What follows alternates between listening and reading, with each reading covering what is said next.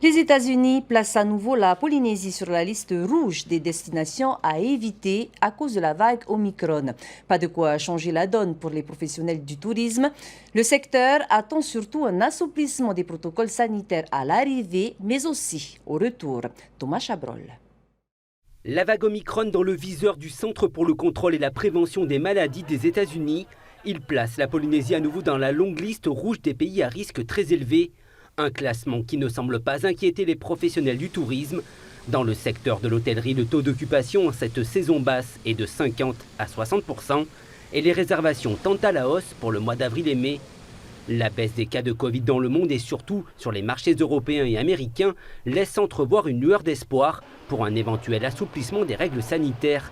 Selon les professionnels du tourisme, ce n'est pas tant la couleur du pays à visiter qui freine l'envie de voyager, mais la contrainte des protocoles imposés pour partir et revenir.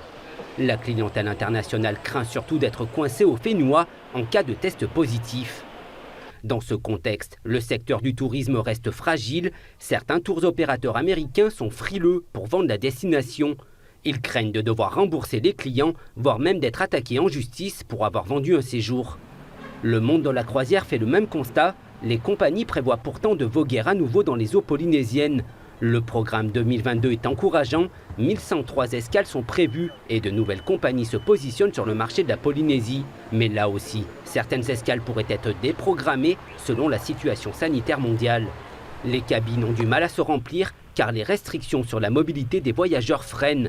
Les compagnies enregistrent seulement 60% de réservations. L'heure est à la relance active, selon le Tahiti Cruise Club, pour préparer les prochaines années.